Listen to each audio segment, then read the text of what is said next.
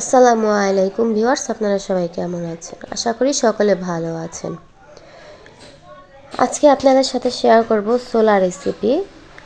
তো প্রথমে একটা কড়াইয়ের মধ্যে তেল দিয়ে দিয়েছি পরিমাণ মতো, দিয়ে দিয়েছি পেঁয়াজ কুচি, কাঁচামরিচ।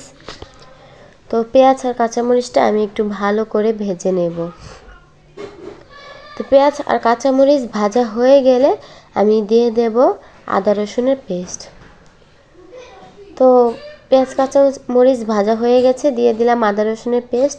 তো আদা রসুনটা আমি ভালো করে তেলের মধ্যে ভেজে নিয়েছি, যাতে করে কাঁচা গন্ধটা না আসে। ভাজার পরে আমি দিয়ে দিয়েছি এখানে একটু পানি।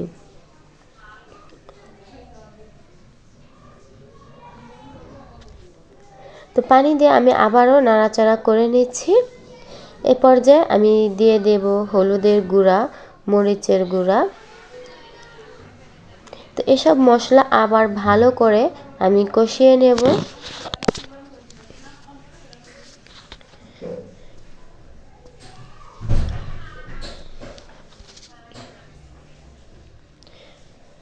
তো মশলাটা কষানো হয়ে গেছে, এবার আমি দিয়ে দিচ্ছি ছোলাগুলো।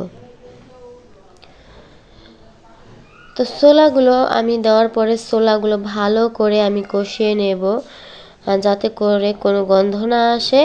তো এভাবে করে কষানোর পরে আমি পরিমাণ মতো একটু পানি দিয়ে দিয়েছি, আর ছোলাটা আমি আগে থেকেই সিদ্ধ করে নিয়েছি, তাই আমি অল্প পানি দিয়ে নিয়েছি।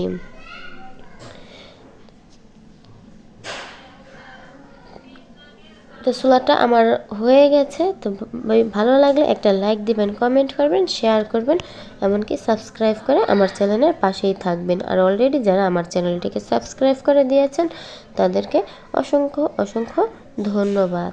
তো আজকে আমার ছোলা রান্না হয়ে গেছে। কেমন হয়েছে অবশ্যই আপনারা জানাবেন।